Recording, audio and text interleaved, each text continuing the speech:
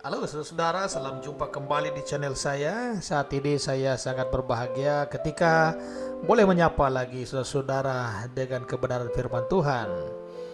Dan semoga Bapak Ibu semua di rumah dalam keadaan sehat walafiat ya. Dan saya selalu meminta dukungan untuk pengembangan video-video berikutnya. Saat ini saya akan memberikan satu firman Tuhan yang luar biasa, yakni hubungan antara Elia dan Yohanes Pembaptis. Dinubuatkan dalam kitab Maleakhi pasal 4 ayat 5 bahwa sesungguhnya aku akan mengutus Elia kepadamu menjelang datangnya hari Tuhan yang besar dan dahsyat itu. Jadi dalam kitab Maleakhi sudah dinubuatkan oleh Tuhan bahwa Elia akan datang mendahului kedatangan Mesias. Saudara-saudara yang saya kasihi, Elia adalah merupakan seorang nabi besar. Ya, nabi yang dipakai Tuhan secara luar biasa di Israel. Ada begitu banyak perkara-perkara, mujizat-mujizat, ya, perbuatan-perbuatan Tuhan dinyatakan lewat Elia. Karena itu saudara, Elia benar-benar adalah seorang nabi yang taat kepada Allah. Sehingga Nabi Elia tidak mati dalam akhir hidup, tetapi dia diangkat ke surga. Dan saya sudah membuat videonya bagaimana cerita peristiwa Nabi Elia diangkat ke surga. Jadi Elia tidak mati ya, tetapi dia diangkat ke surga oleh Tuhan. Nah, pengangkatan Elia ke surga tanpa melalui kematian tentu ada tujuan dan maksud daripada Tuhan Allah. Bahwa benarlah dalam Maleakhi pasal 4 ayat 5 dikatakan dia memiliki tugas lanjutan setelah Mesias siap akan turun ke dunia untuk menjadi tebusan bagi banyak orang. Kemudian Elia harus terlahir kembali menjadi seorang yang memiliki tugas mempersiapkan jalan bagi Mesias itu.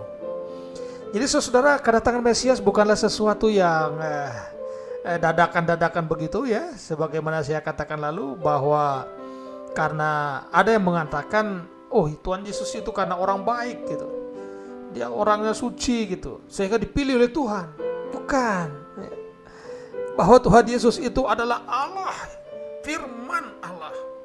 Sebagaimana dikatakan di dalam kitab Yohanes bahwa pada mulanya adalah firman. Firman itu bersama-sama dengan Allah, dan firman itu adalah Allah. Berarti antara firman dan Allah itu satu. Dan firman yang adalah Allah itu telah menjadi manusia di dalam Yesus dan tinggal di dalam kita, Roh Kudus. Yesus saudara yang terkasih dalam Tuhan, itulah hebatnya Tuhan Yesus itu datang ke dunia bukan sebuah kebetulan, tetapi benar-benar dipersiapkan oleh Allah yang hidup, oleh Bapa Surgawi. Ya, ini benar-benar Allah yang layak kita imani. Nah saudara yang terkasih, kemudian ketika Yohanes Pembaptis lahir, tidak ada seorang pun yang tahu bahwa dialah Elia itu. Bahkan satu ketika Yohanes Pembaptis kemudian melaksanakan tugasnya untuk membaptis di Sungai Yordan, Yohanes Pembaptis menyerukan, bertobatlah sebab kerajaan sorga sudah dekat. Seruan ini disampaikan kepada seluruh orang Israel. Ia berkata, bertobatlah dan berilah dirimu dibaptis, maka Allah akan mengampuni dosamu. Jadi coba kita perhatikan perkataan Yohanes kepada bangsa Israel pada waktu itu. Bertobatlah dan berilah dirimu dibaptis, maka Allah akan mengampuni dosamu. Jadi bertobat di luar Kristus, ya, apapun usaha kita itu tidak ada artinya. Kita berusaha untuk kembali ke jalan yang baik, kebaikan kita tidak akan membawa keselamatan. Ya. Karena itu pertobatan yang kita lakukan, ya, karena kita punya kerinduan untuk kembali ke jalan yang artinya kepada perbuatan-perbuatan baik, tidak akan menyelamatkan. Yang menyelamatkan adalah bertobat dari segala perbuatan-perbuatan kita yang lama, beri dirimu dibaptis, maka akan ada pengampunan dosa. Jadi ada 3 saudara-saudara yang harus kita laksanakan. Dan hari ini saya memberitahukan bahwa bertobat, dibaptis, baru ada pengampunan. Kenapa saudara-saudara kasih? Karena kita sudah berdosa. Seluruh manusia adalah orang berdosa. Nah karena itu orang berdosa itu harus ditumpahkan darahnya. Sebagaimana dikatakan oleh hukum Taurat, barang siapa yang berdosa, darahnya harus ditumpahkan. Karena itu Kristus Yesus mengganti kita. Dan darah Yesus yang ditumpahkan. Dan darah Yesus yang akan menebus kita. Darah Yesus yang suci, yang adalah Allah sendiri, layak menjadi tebusan bagi kita yang berdosa.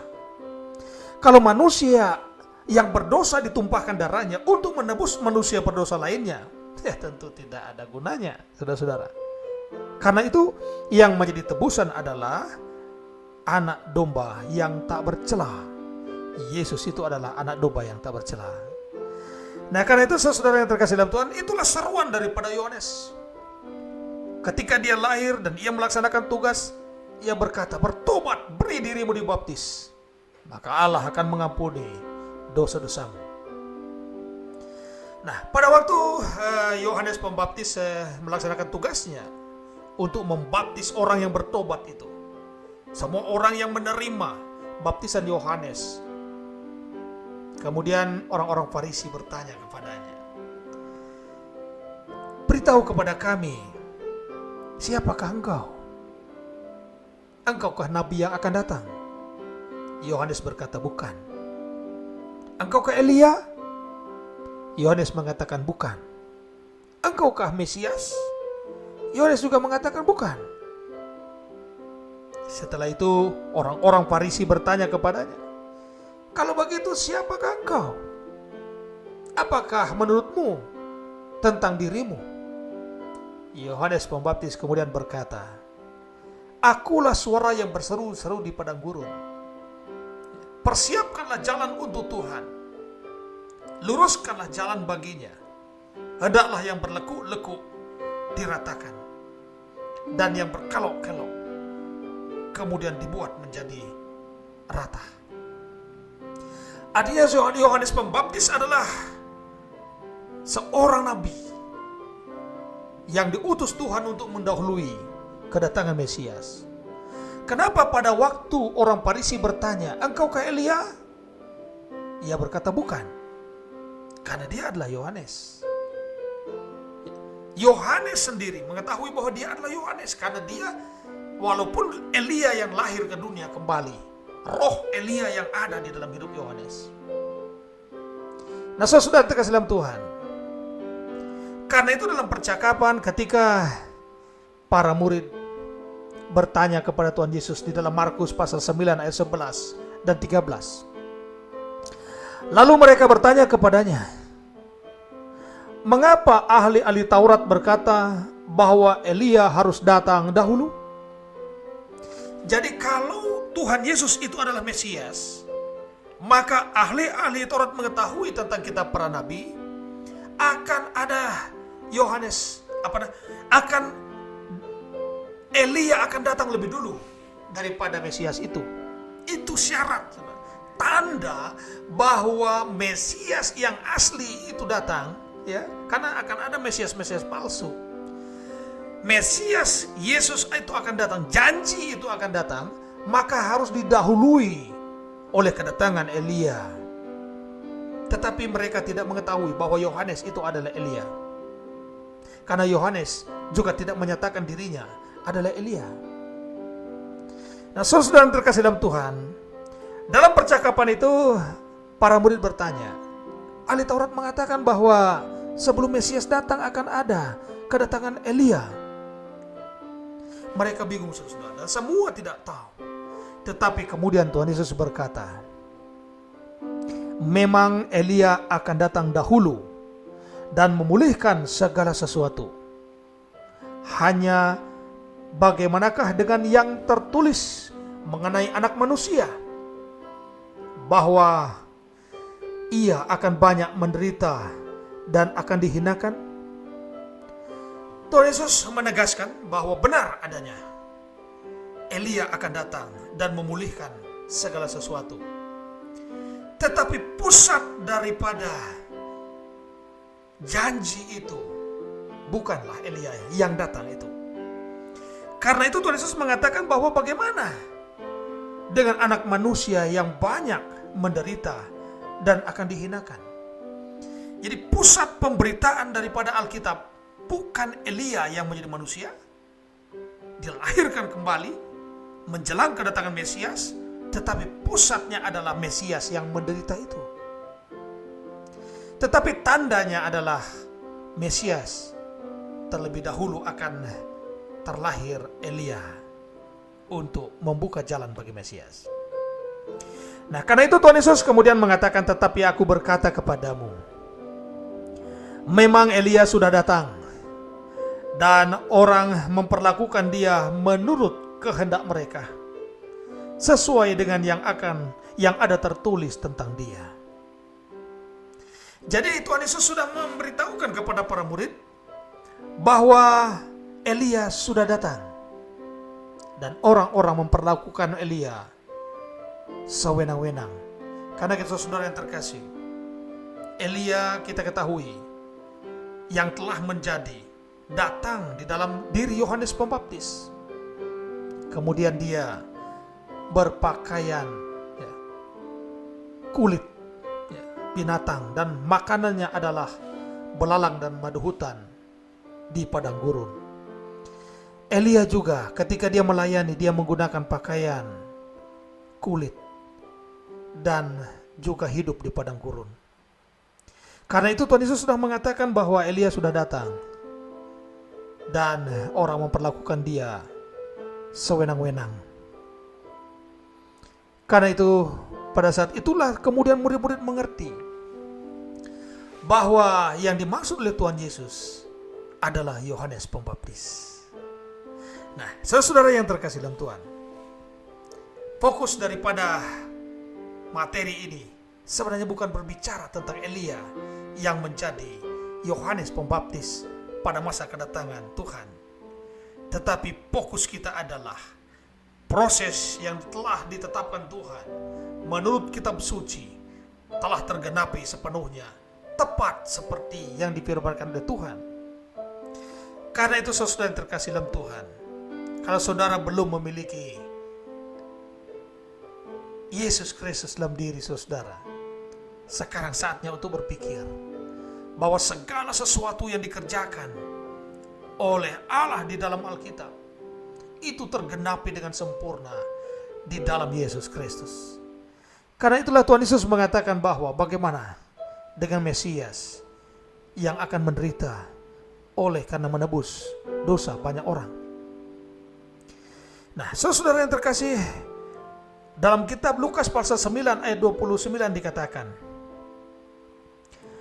bahwa ketika Tuhan Yesus dimuliakan di atas gunung, disaksikan oleh para murid pada waktu itu, maka Tuhan Yesus mukanya berubah, tubuhnya berubah, pakaiannya berubah menjadi pakaian dan kehidupan yang penuh dengan kemuliaan. Dan ketika Tuhan Yesus dimuliakan di atas gunung oleh Bapanya, disitulah hadir Elia dan Musa bercakap-cakap dengan Tuhan. Saudara-saudara terkasih dalam Tuhan, nabi besar di dalam Alkitab ada beberapa, termasuk Musa dan Elia. Tetapi ada juga nabi-nabi kecil. Kita menyebut nabi besar karena benar-benar dia dinyatakan oleh Allah. Kita tidak boleh menyebut orang lain nabi besar, padahal dia sendiri tidak menyatakan diri. Jadi ketika Tuhan Yesus dimuliakan di atas gunung, maka dia dimuliakan bersama-sama dengan Elia dan Nabi Musa. Dan mereka bertiga bercakap-cakap. Dan setelah peristiwa itu, Maka ada kabut yang datang dari atas. Dari sorga ada kabut yang turun. Dan terdengar satu suara dari Bapa Sorgawi. Inilah anak yang kukasihi. Dengarkanlah dia. Jadi sekali lagi saudara, ketika Tuhan dimuliakan di atas gunung yang dihadiri oleh Elia dan Nabi Musa pada waktu itu, maka Tuhan bersabda dari langit dengan berkata, inilah anak yang kukasihi, dengarkanlah dia. Jadi sekarang saudara, di zaman ini ada begitu banyak orang yang tidak mau menerima Tuhan Yesus. Padahal Bapa Sorgawi telah menyatakan dari langit ketika Tuhan Yesus dimuliakan di atas gunung, inilah anak yang kukasihi, dengarkanlah dia. Karena itu mulai hari ini, ketika saudara mendengarkan apa yang saya sampaikan, pastikanlah dalam diri Anda apakah Anda sudah memiliki Kristus di dalam diri Anda. Apakah saudara sudah menerima Tuhan Yesus sebagai juru selamat atau tidak? Kalau tidak, saudara, kita berada dalam bahaya. Karena penghukuman Tuhan akan berlaku bagi setiap orang yang tidak menerima dia, sebagaimana dikatakan, barang siapa yang tidak menerimanya tetap berada di bawah hukuman. Semoga kiranya video ini akan bermanfaat, membuka wawasan rohani kita untuk mengambil keputusan yang benar di dalam kehidupan kita yang sementara. Saudara-saudara yang terkasih, semoga kiranya Tuhan akan menolong dan memampukan kita untuk mengerti tentang kehendak dan rencana Tuhan dalam kehidupan kita. Oke saudara, terima kasih sudah menyaksikan video ini dan terima kasih atas kebersamaan selama ini. Dan apabila saudara berkenan untuk membagi video ini, dan silakan share dengan bebas agar orang lain juga akan dapat mengetahui rahasia-rahasia Alkitab yang banyak belum dipahami oleh sebagian orang. Terima kasih, Tuhan memberkati. Sampai jumpa di video berikutnya. Haleluya. Amin.